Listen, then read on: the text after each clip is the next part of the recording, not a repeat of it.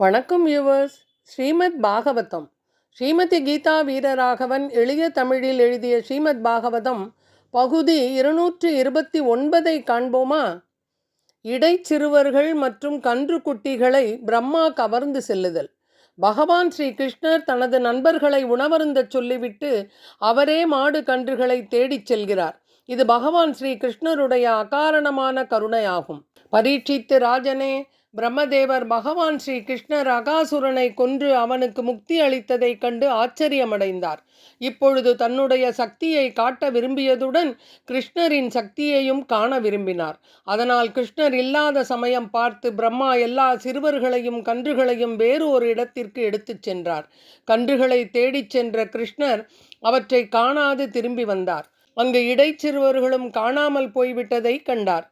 கன்றுகளையும் சிறுவர்களையும் பிரம்மா திருடிச் சென்றதை கிருஷ்ணரால் புரிந்து கொள்ள முடியும். ஆனால் சிறு குழந்தையைப் போல இங்கும் அங்கும் தேடினார். வனத்தில் எங்கு தேடியும் கிடைக்காத காரணத்தினால் கிருஷ்ணரால் இது பிரம்மதேவரின் வேலை என்பதை புரிந்து கொள்ள முடிந்தது. கிருஷ்ணர் பிரபஞ்ச சிருஷ்டியில் நிகழும் அனைத்தையும் அறிந்தவர். என்றாலும் பிரம்மாவின் செயல்களை அறியாதது போல் காட்டிக்கொண்டார். இந்த லீலை பிரம்மா மாயை வசப்படுதல் என்று அழைக்கப்படுகிறது. ஒன்றுமறியாத குழந்தை போல் செயல்பட்ட கிருஷ்ணரை கண்டு பிரம்மா ஏற்கனவே குழப்பமடைந்திருந்தார். இப்பொழுது அவர் மேலும் குழப்பமடையப் போகிறார். பின்னர் பிரம்மாவிற்கும் கன்றுகளின் தாய்களுக்கும் இடைச்சிறுவர்களின் தாய்களுக்கும் மகிழ்ச்சியை ஏற்படுத்துவதற்காக பகவான் ஸ்ரீ கிருஷ்ணர் தம்மையே கன்றுகளாகவும் சிறுவர்களாகவும் விரிவடையச் செய்தார். சிறுவர்களையும் அவர்களது கன்றுகளையும் அபகரித்த பிரம்மா தன்னுடைய இருப்பிடத்திற்கு திரும்பிய பிறகு கிருஷ்ணர் வனபோஜன லீலையை மீண்டும் ஏற்படுத்தியும் முன்போலவே கன்றுகளையும் சிறுவர்களையும் உண்டாக்கி பிரம்மாவிற்கு அதிக ஆச்சரியத்தை ஏற்படுத்தினார். பிரம்மாவை அதிக மாயைக்கு உள்ளாக்கினார். பகவான் ஸ்ரீ கிருஷ்ணரால் கோடிக்கணக்கான கன்றுகளாகவும் இடைச்சிறுவர்களாகவும் விரிவடைய முடியும். எத்தனை இடைச்சிறுவர்களும் கன்றுகளும் காணாமல் போனார்களோ அத்தனை பேர்களாக தம்மை விரிவடையச் செய்தார். எல்லா கன்றுகளும் இடைச்சிறுவர்களும் எப்படி இருந்தனரோ அதே போன்று காட்சியளிக்கும் வகையில் கிருஷ்ணர் தம்மை விரிவடையச் செய்தார். ஸ்ரீ கிருஷ்ணர் வழக்கமாக அவர் எப்படி செயல்பட்டாரோ அதுபோன்று பிருந்தாவனத்தை நோக்கி புறப்பட்டார். பரீட்சித்து மகாராஜனே, பகவான் ஸ்ரீ கிருஷ்ணர் வெவ்வேறு மாட்டுத் தொழுவங்களில் கன்றுகளாகவும் வெவ்வேறு வீடுகளில் சிறுவர்களாகவும் புகுந்தார். தங்கள் மகன்களால் வாசிக்கப்பட்ட புல்லாங்குழல்கள் மற்றும் ஊதுகொம்புகளின் ஓசையை கேட்ட தாய்மார்கள் வீட்டு வேலைகளை விட்டுவிட்டு தங்கள் பிள்ளைகளை தூக்கி மடியில் வைத்துக்கொண்டு அன்பின் மிகுதியால் பெருகி ஓடிய முலைப்பாலை அவர்களுக்கு ஊட்டத் தொடங்கினர். உண்மையில் கிருஷ்ணரே அனைத்தும் ஆவார். ஆனால் கிருஷ்ணருக்கு பாலூட்டுவதில் அவர்கள் விசேஷ ஆனந்தமடைந்தனர். கிருஷ்ணர் தாய் யசோதையின் மகன் என்பதை கோபியர்கள் அனைவரும் அறிவர். இருப்பினும் கிருஷ்ணன் என் மகனாக இருந்திருந்தால் தாய் யசோதையைப் போலவே நானும் அவனை கவனித்துக் கொள்வேனே என்று அவர்கள் ஆசைப்பட்டனர். இதுவே அவர்களுடைய அந்தரங்க ஆசையாகும். அவர்களுடைய ஆசையை நிறைவேற்றுவதற்காகவே பகவான் கிருஷ்ணர் தாமாகவே அவர்களுடைய மகன்களாக மாறி முலைப்பாலை அருந்தினார். இவ்வாறு பிரம்மதேவரை குழப்பத்தில் ஆழ்த்திவிட்டு அதே சமயம் தமக்கும் தமது பிற தாய்மார்களுக்கும் இடையே யோக மாயையால் உண்டாக்கப்பட்ட ஆனந்தத்தை அவர் அனுபவித்தார். பரீட்சித்து மகாராஜனே, அதன் பிறகு ஸ்ரீ கிருஷ்ணர் காலையில் கன்றுகளுடன் வனத்திற்கு செல்வதும் மாலையில் திரும்பி வந்து ஒவ்வொரு இடைச்சிறுவனின் வீட்டிலும் புகுந்து முந்தைய சிறுவர்களைப் போலவே தமது கடமையை செய்தார். தாய்மார்கள் தங்களது சிறுவர்களுக்கு எண்ணெய் தேய்த்தும் அவர்களை குளிப்பாட்டியும் உடல்களில் சந்தனம் பூசியும் ஆபரணங்களால் அலங்கரித்தும் பாதுகாப்பு மந்திரங்களை உச்சரித்தும் உடல்களை திலகங்களால் அலங்கரித்தும் உணவளித்தும் நன்கு கவனித்து கொண்டனர். தாய்மார்களும் ஸ்ரீ கிருஷ்ணருக்கு சேவை செய்தனர். எல்லா பசுக்களும் தங்கள் கன்றுகளை அழைத்து அவற்றின் உடல்களை நக்கியபடி மடியிலிருந்து சுரக்கும் அதிகமான பாலை அவைகளுக்கு ஊட்டின. விரஜவாசிகளான இடையர்குல பெண்களும் ஆண்களும் முன்பு இருந்த தங்கள் சொந்த குழந்தைகளை விட கிருஷ்ணரிடம் அதிக பாசம் கொண்டிருந்தனர். இடைச்சிறுவர்களாகவும் கன்று கூட்டங்களாகவும் மாறியிருந்த பகவான் ஸ்ரீ கிருஷ்ணர் அவர்களை தாமே பராமரித்து வந்தார். இவ்வாறாக பகவான் தமது லீலைகளை பிருந்தாவனத்திலும் அருகிலுள்ள வனங்களிலும் 1 வருஷத்திற்கு தொடர்ந்து நிகழ்த்தினார். ஒரு நாள் 1 வருஷம் முடிவதற்கு 5-6 இரவுகளுக்கு முன் கிருஷ்ணர் பலராமருடன் கன்றுகளை மேய்த்து கொண்டு வனம் சென்றார். அத்தருணம் வரை பலராமரும் பிரம்மாவை மறைத்திருந்த அதே மாயைக்கு கட்டுப்பட்டிருந்தார். கோவர்தன மலையின் உச்சியில் மேய்த்து கொண்டிருந்த பசுக்கள் பசும் புல் இருக்கிறதா என்று கீழே பார்த்தன. அப்பொழுது அருகாமையில் கோகுலத்தின் அருகில் தங்கள் கன்றுகள் புல் மேய்த்து கொண்டிருப்பதைக் கண்டு அதன் மீது கொண்ட பாசத்தினால் தங்கள் கன்றுகளை நோக்கி 2 கால் பாய்ச்சலில் பசுக்கள் ஓடி வந்தன. அவை தங்கள் நிறைந்த மடிகளில் இருந்து பால் பெருகியோட கன்றுகளுக்கு ஊட்டுவதற்காக மிகவும் வேகமாக ஓடி வந்தன. பொதுவாக கன்றுகளும் பசுக்களும் தனித்தனியாக மேய்க்கப்படுகின்றன. முதியவர்கள் பசுக்களையும் சிறுவர்கள் கன்றுகளையும் கவனித்துக் கொள்வர். இந்த முறை கோவர்தன மலைக்கு மேலே பசுக்களும் மலைக்கு கீழே கன்றுகளும் இருந்தன. அதனால் உச்சியிலிருந்து பார்த்த பசுக்கள் கன்றுகளை நோக்கி ஓடி வந்தன. இந்த காட்சியை கண்ட இடையர்களுக்கு கோபம் வந்தது. மலை உச்சியில் இருந்த இடையர்கள் முதலில் கோபப்பட்டனர். ஆனால் கீழே இறங்கி வந்தவுடன் அவர்களது கோபம் மறைந்து விட்டது. ஏனெனில் அனைத்தும் பகவான் ஸ்ரீ கிருஷ்ணன் அல்லவா. இந்த காட்சியை கண்ட பலதேவர் யோசிக்கத் தொடங்கினார். கிருஷ்ணரிடமும் பலராமரிடமும் காட்டும் அன்பினையே அங்கிருந்த ஒவ்வொரு கன்றுக்குட்டிகளிடமும் இடைச்சிறுவர்களிடமும் விரஜவாசிகள் காண்பித்தனர். பலதேவர் தன்னுடைய ஞான கண்களால் எல்லா கன்றுகளையும் கிருஷ்ணரின் நண்பர்களையும் ஸ்ரீ கிருஷ்ணரின் விரிவாக்கமாகவே கண்டார். அதன் பிறகு கிருஷ்ணரிடம் நேரடியாக சென்று விசாரித்தார்.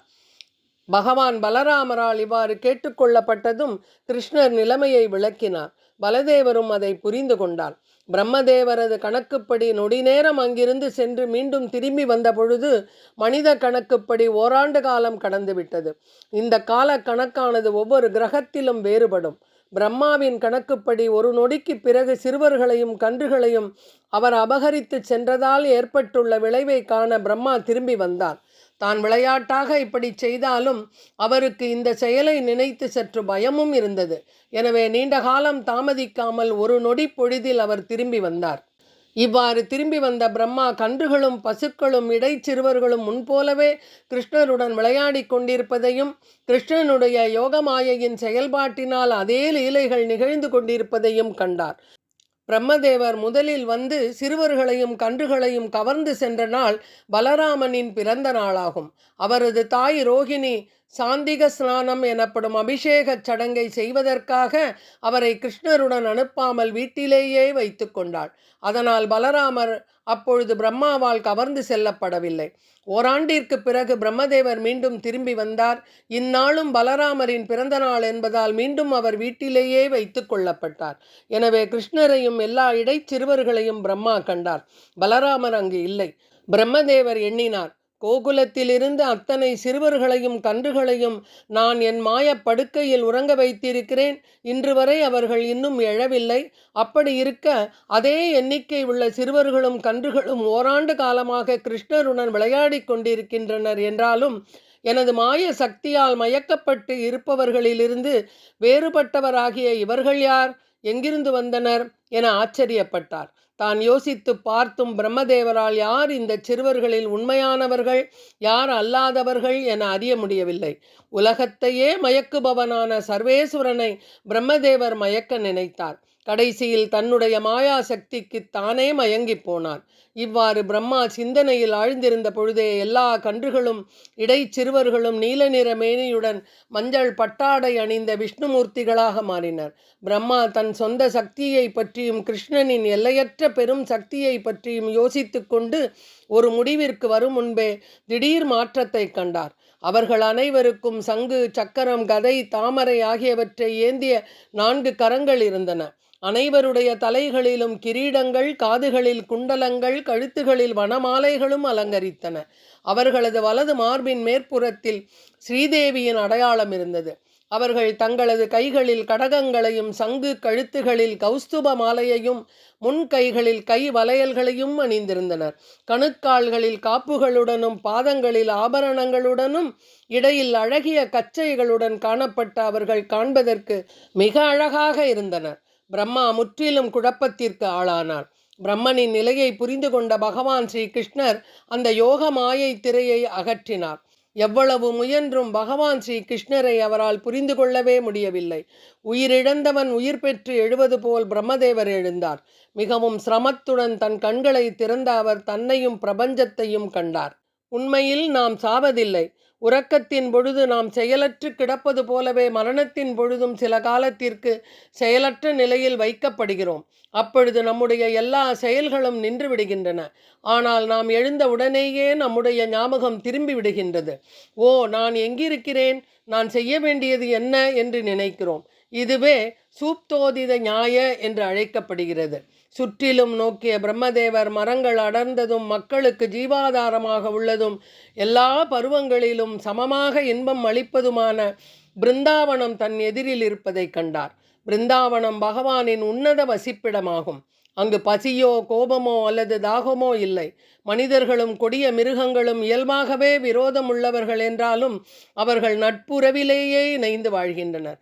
இரண்டற்ற ஒருவரும் பூரண அறிவுடையவரும் எல்லையற்றவருமான அந்த பரம்பொருள் 1000 குலத்து குழந்தையின் வேடத்தை ஏற்று கொண்டு கையில் ஒரு பிடி உணவுடன் கன்றுகளையும் அவரது நண்பர்களான இடைச்சிறுவர்களையும் முன்போலவே தனியாக எல்லா இடங்களிலும் தேடிக்கொண்டிருப்பதை பிரம்மதேவன் கண்டார்.